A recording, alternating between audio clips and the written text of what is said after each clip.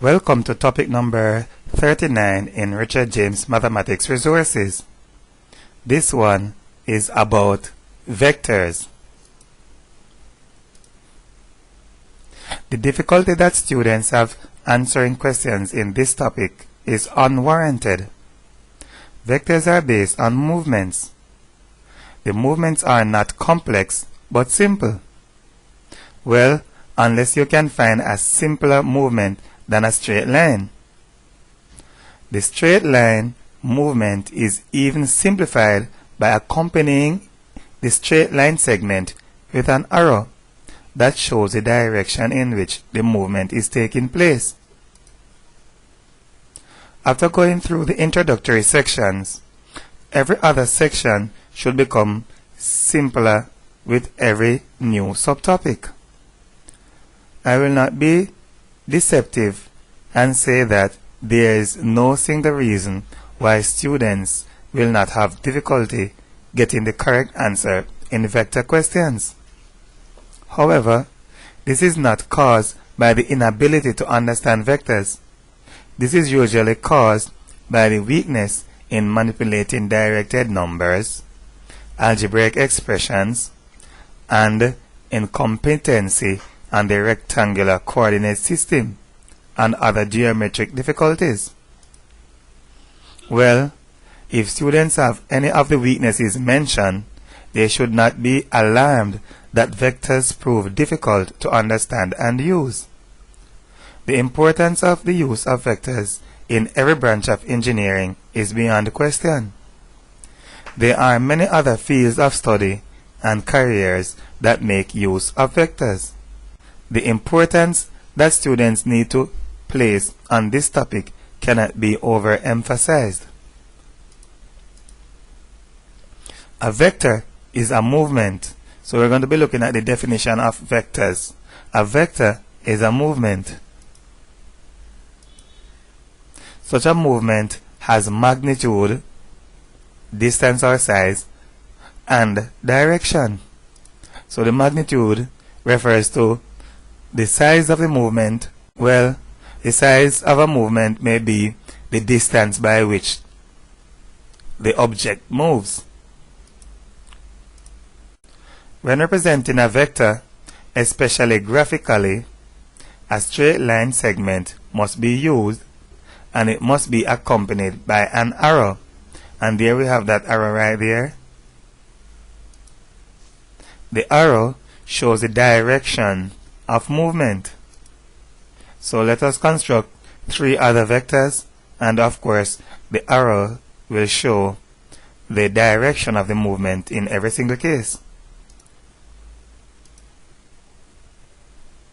That's our movement, and the arrow is showing the direction in which the movement takes place.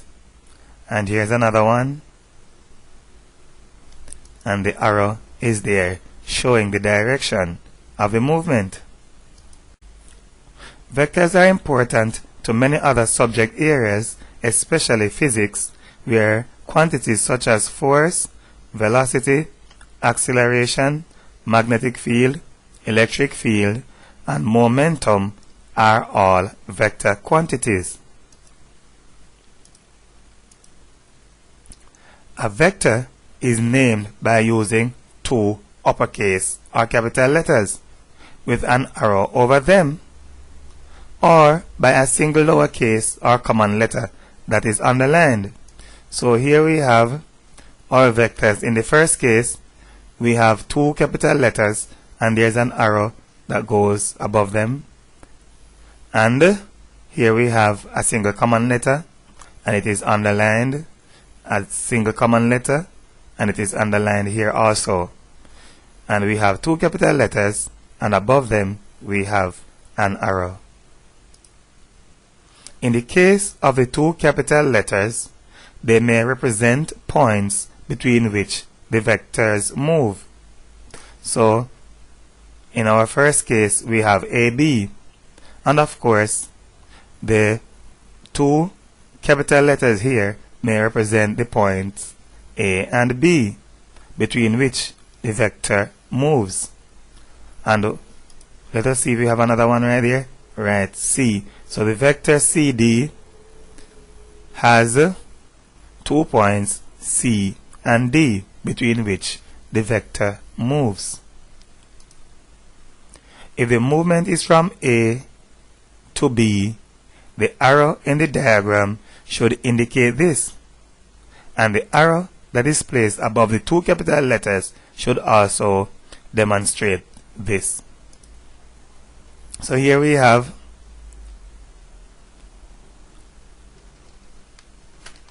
right there, we have the arrow that goes from A to B, and of course the arrow here showing that the movement is from A to B.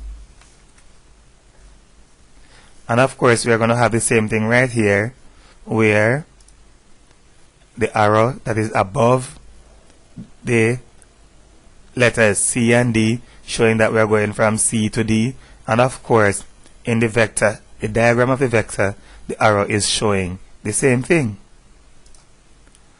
All arrows should be consistent with the directions of movement. We are going to be looking at resultant vectors. The resultant of vectors is their sum. This is found graphically by attaching the beginning of the second vector to the end of the first. The total movement will be the resultant of the 2 vectors. And of course we can show that we have 2 vectors, Q and P. So here we have our 2 vectors, Q and P. Take the vector P, we are going to add Q to it. Therefore, we are going to add the beginning of Q here. So add Q to it. Right, Q goes down like that. The entire movement from the beginning of P to the end of Q is the resultant R.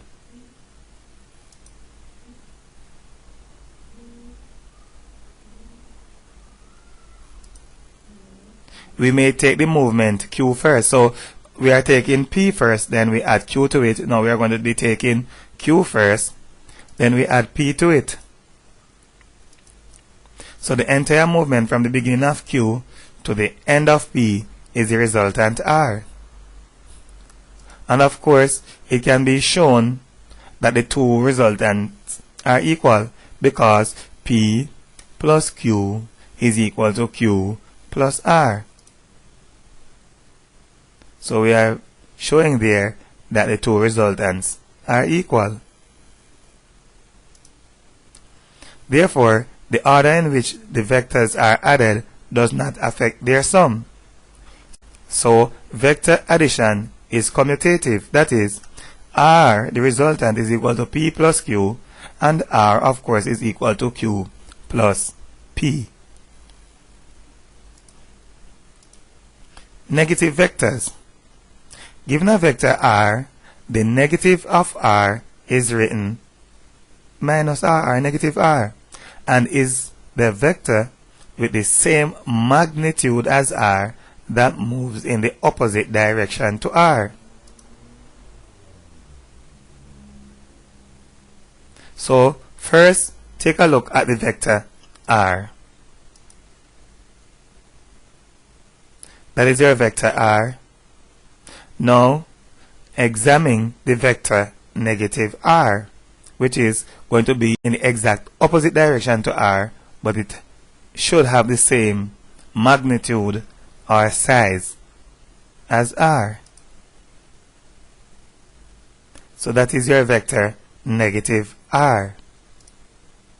Notice that the arrows go in the opposite direction. Let us do the same with a vector that is defined by 2 capital letters. We are going to be using CD in this particular example. Establish the negative of the vector also. So we are going to establish negative of CD. There we have it, negative CD. Notice that the vector is now going from D to C. It may therefore be called DC as well as negative CD. But which one will we choose? See, no doubt we have this arrow right here showing that the movement is from D to C. We may use DC as well as negative CD. We will opt to use the latter because the negative sign is explicit, usually that we intend to write the negative of a vector that already exists. So we are not going to be using DC for the negative of CD. We are going to be using negative CD. This is explicit, telling us that the vector CD already exists and we are taking a vector that is in the opposite direction to CD and has the same magnitude as CD. So now we are going to be looking at position vectors.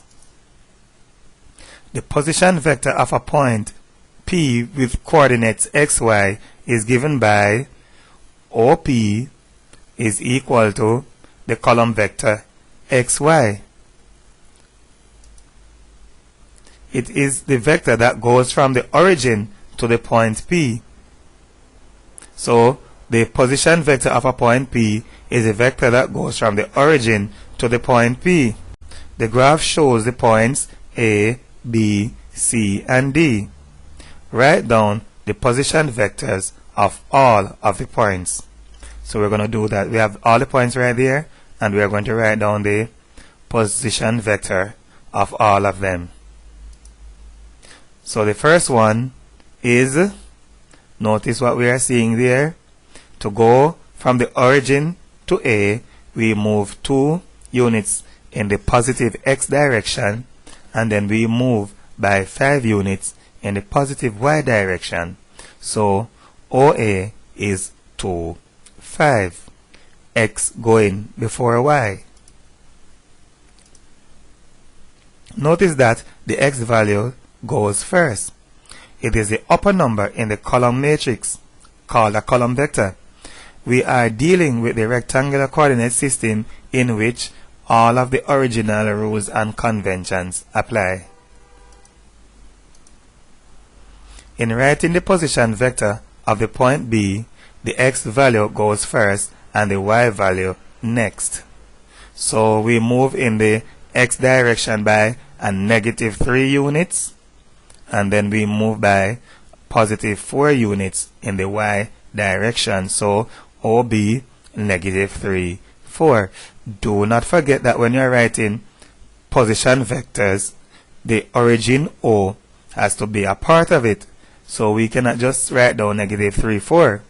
We are writing down OB is equal to negative 3, 4.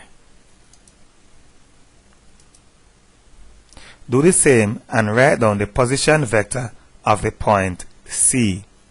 So we take note of the number of units in the x direction and the number of units in the y direction. In this particular case, we have 2 units in the negative x direction followed by 1 unit in the negative y direction. So we are going to have a negative 2, a negative 1, x going first. As usual, there we have it, negative 2, negative 1. To get to the point D, we need to move 4 units in the positive x direction, then by 2 units in the negative y direction, and that is pointed out right there. 4 units in the positive x, 2 units in the negative y. So we are going to have OD is equal to 4, negative 2. Do not forget that we are talking about position vector, and the origin needs to be indicated in every single occurrence of a position vector. Now we are going to be looking at a special law that deals with the manipulation of vectors, and that one is the triangular law. The triangular law is an answer to the question: if one vector is going from point O to point A, and the other is going from point O to point B, How do we find the vector that goes from A to B? Construct the vector that goes from O to A.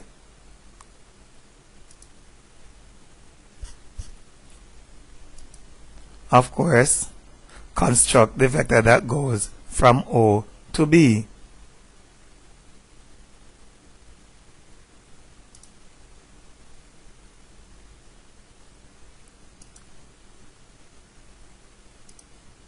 We are required to find the vector AB. The vector AB will be given in terms of the other two vectors. It is comprised of the following movements. Look at the movements that we'll use to find the vector AB, going from A to O, then from O to B. Let's do that again. Going from A to O, then from O to B. It goes from A to O, then from O to B. So the two vectors that define the movement will therefore be AO and OB. The vector AO goes in the opposite direction to the arrow indicating the vector OA. So here we have the arrow, here we have the arrow indicating the vector OA. And of course, this vector here, AO, goes from A to O, that goes in the opposite direction to this vector. So of course we know that it is negative OA. So it may therefore be written as negative OA. Remember that we recommend negative OA earlier on, as it indicates that the movement is opposite to the vector OA that already exists.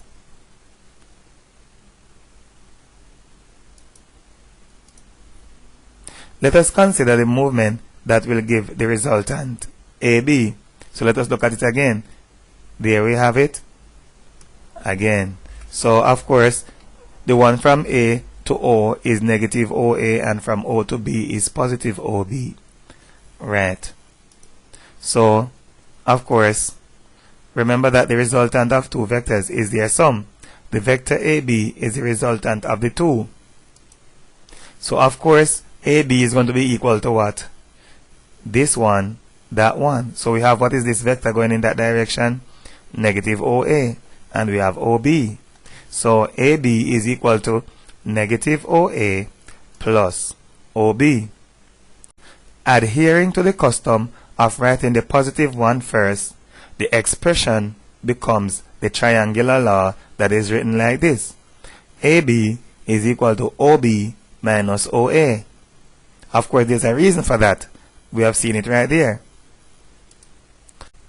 In light of the previously described situation, what will be the result of the triangular law applied to vectors OP and OQ in order to give the vector PQ? Right, so PQ is equal to OQ minus OP. Remember that if it is AB, it is what? OB minus OA. If it is PQ, it is OQ minus OP. Make sure that you discover this very quickly and know what to do. What about this one? What about the vector UV given the vectors OU and OV? Of course, we know what is going to happen already. Based on what we have here, we are sure that in UV, V will go first. So we have UV is equal to OV minus OU. Do not forget that we need to move from U to V. So we move from U to O first, and then from O to V. So from U to O is UO, which is negative of OU. So it is negative OU plus OV. Negative OU plus OV. But we are just putting the negative 1 at the end. So this negative quantity here, instead of putting it at the front, we put it at the back. And just good manners in mathematics in general. What about the vector ST? The vector ST, what will that be? Remember that the second one goes first. O t minus os. And that's just our general rule. So be prepared to make use of the simple pattern in the near future. So that's a pattern that we need to be able to use. And we are going to do that very quickly. Now we have a beautifully encrypted statement for our next subtopic. This is read triangular law position vectors. So we are going to be using the triangular law with position vectors.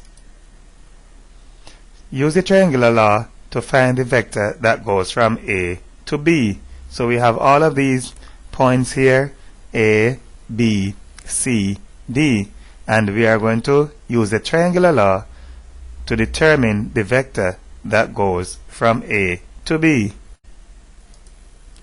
So AB is equal to, do not forget, OB minus OA.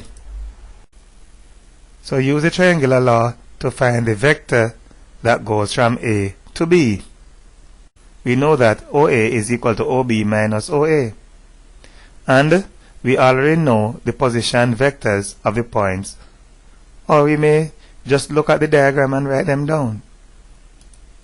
So AB is equal to, we write OB first, and OB was discovered to be -3, 4, and then minus OA, and OA was discovered to be 2, 5. The result is -3 minus 2 is equal to -5, and 4 minus 5 is equal to -1. Even at this stage, directed numbers are playing a very important role. We may trace the number of units moved in the x and y directions from one point to the other in order to find the vector that join the points. Like in this particular case, we have BD, so we're going to find BD, the one that goes from B to D. So to go from B to D, we take note of the number of units moved in the x direction. Remember, x goes before y, so we are using the x direction first. So, see, we move like this, and we are right above D, then we may go right down like that. So we have, of course, students always make this mistake by counting 1 beginning at the point they are starting from. At the point where you are starting from, there is no movement.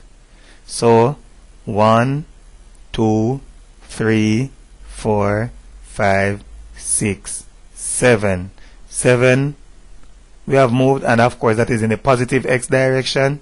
So the movement is by 7 units in the positive x direction. And of course we are going to go down. And when we go down, what's that? Find the number of units moved in the y direction. That's it. So remember that 0 is where we begin at, right there, and we say 1, 2, 3, 4, 5, 6. So of course we are going down, so that's what? Movement by 6 units in the negative y direction. So our vector is 7 minus 6, or 7 negative 6. We're going to be using the triangular law again. DC, we are going to find DC. And of course, DC is OC minus OD. Insert the column vector corresponding to each vector in the above expression. So where we see OC, we are going to write down the vector OC, -2, -1. Let's see if that's right. -2, -1. That's OC. And of course, we have OD, and OD is 4, -2. So -2 minus 4 is -6, and -1 minus a -2 is the same thing as -1 plus 2, and that is equal to 1. or directed number, still playing very important role. Make sure to know and apply this rule, as it will play a very important role in future work in this subject. This is another problem in which we will count the number of units moved in both x and y directions in order to find a vector. Find the vector CA. We are going to start at C and we end at A. So we start here, here is C, and we go all the way across until we are vertically below A, and then we move up to A. So we're going to move in the x direction first. Take note of the number of units moved in the x direction. That's it, beginning here at 0, 1, 2, 3, 4. Remember that when we are starting here, we have not moved a single unit as yet. So we may say, beginning there, we say 0 is right there, so no movement at all. 1, 2, 3, 4. The movement is by 4 units in the positive x direction. Therefore, x is equal to 4. And then, at that same spot that we have just finished, we are going to move from here in the y direction, and that's going to be what? 1, 2, 3, 4, 5, 6. So find the number of units moving the y direction. Count them, starting here. 1, 2, 3, 4, 5, 6. So no doubt our vector is 4, 6.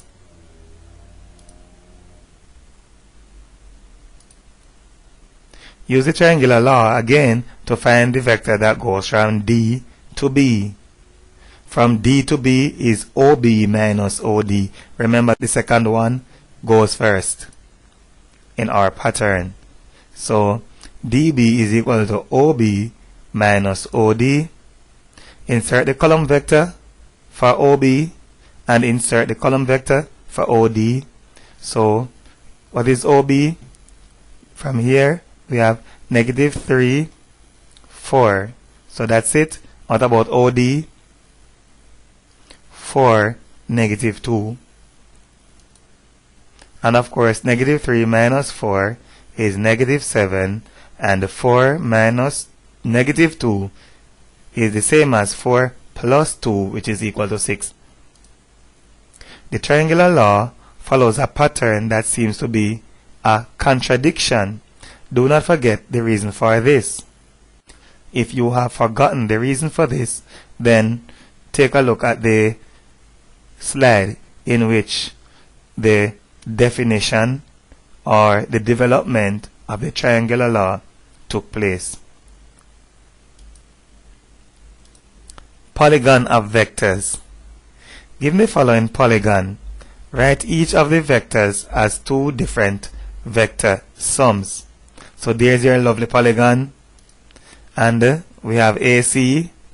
So look at the path traveled from A to C. We have 2 of them. Well, we can have any number of them. And write down the sum of the 2 vectors involved. In this particular case, we are using 2 vectors. So let's go from A to C. We may go from A to F to C. We may go from A to B to C. Or we may go A to E to D to C.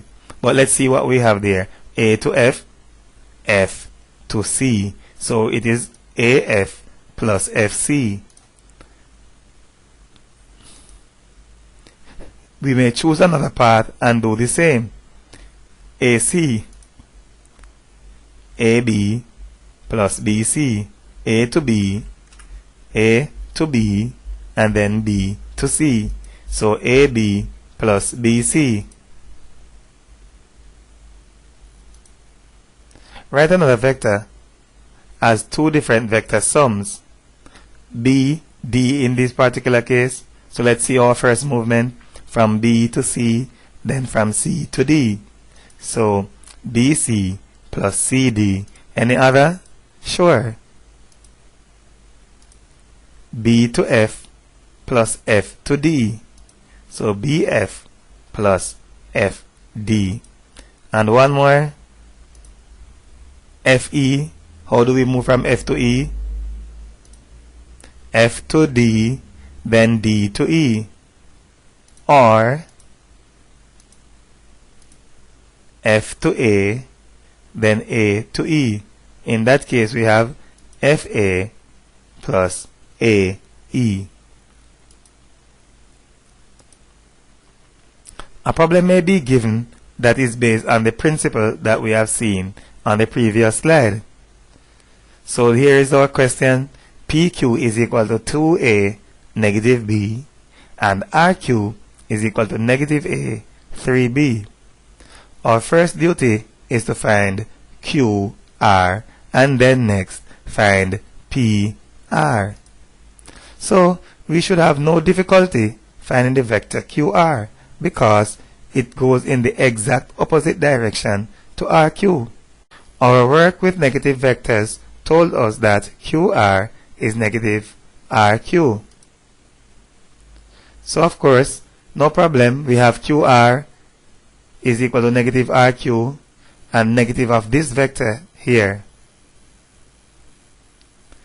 So this vector negative A 3B goes there and we are going to find QR by taking negative of it. So negative multiplied by negative is positive, and of course negative and this 3B is positive, so we'll end up with a negative 3B right there. So QR is the vector A minus 3B. Examining two of the vectors should strike a very familiar chord. So examining two of the vectors should strike a very familiar chord. PQ and QR. PQ, QR. I'm going to repeat that. PQ, QR. If this is not blatant enough, examine the following diagram. So the diagram has P, Q, and R. And of course, we can see that vector goes from P to Q and then from Q to R. Just like what we had before on the previous slide. So the resultant PR is equal to PQ plus QR. And that's PR. So PR is equal to PQ plus QR. And of course, we have PQ is the vector that we have right here. 2A minus B, and of course QR is the vector that we have found right here, A minus 3B. When we put those two vectors together, we get 3A minus 4B.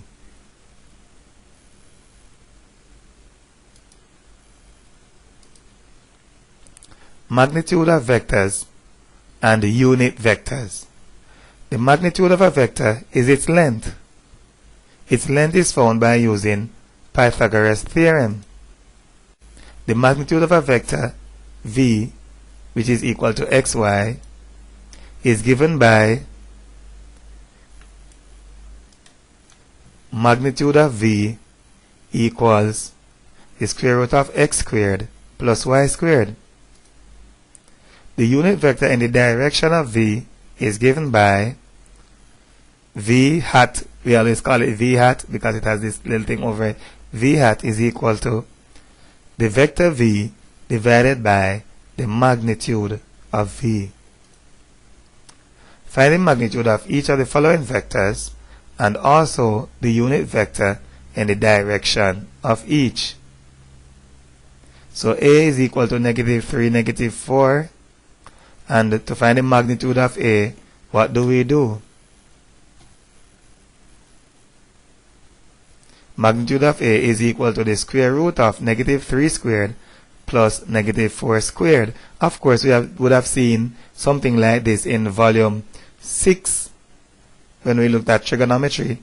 And of course, we would have seen it in volume 2 when we were doing equation of a straight line and we were required to find the distance between 2 points on a line. So this Pythagoras theorem is nothing strange and should not be strange at this stage to any student who is using Richard James mathematics resources. So the magnitude of A is equal to the square root of 9 plus 16, and of course that is equal to the square root of 25.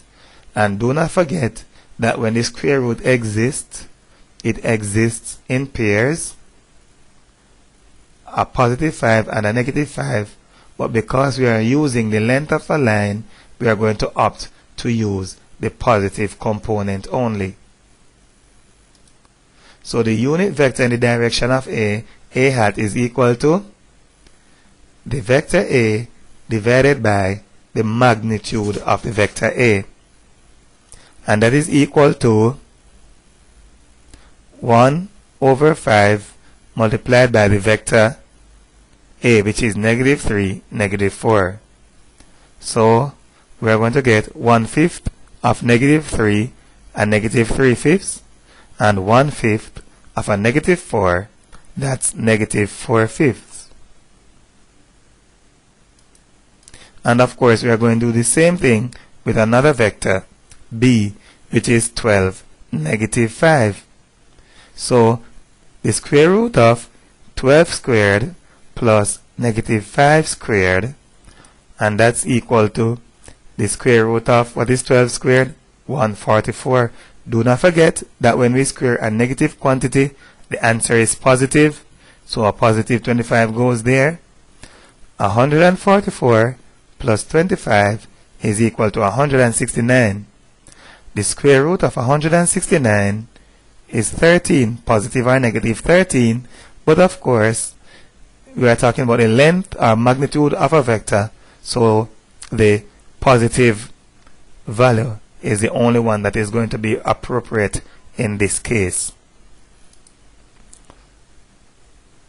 So the unit vector in the direction of B is found by dividing the vector B by the magnitude of B, and that is equal to 1/13 of 12, negative 5. So we end up with 12/13, negative 5/13. And we have another one. So the magnitude of C is equal to square root of 15 squared plus 8 squared. Square 15, 225, and square 8, we get 64. C is equal to the square root of 289, and we have 17 units.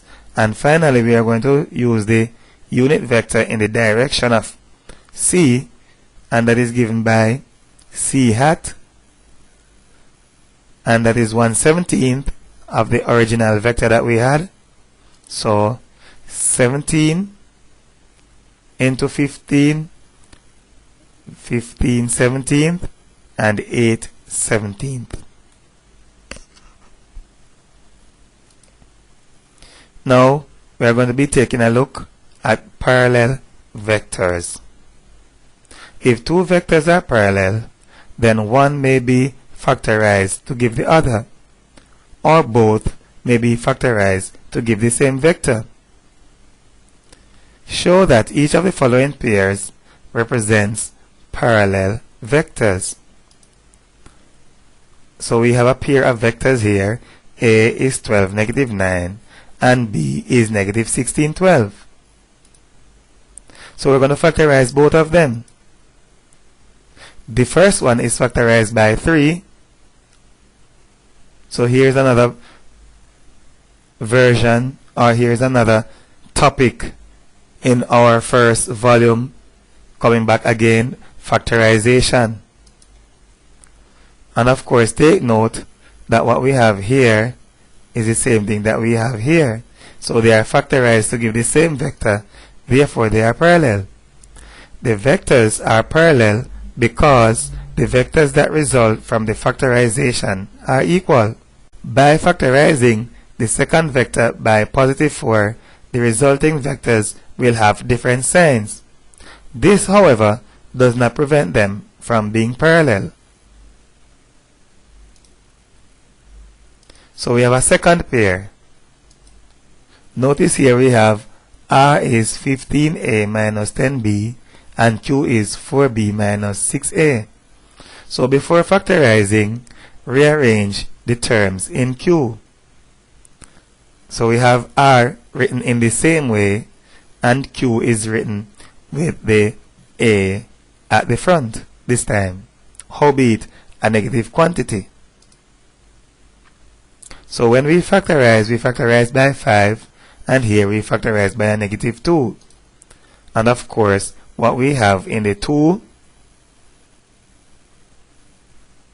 brackets are equal vectors.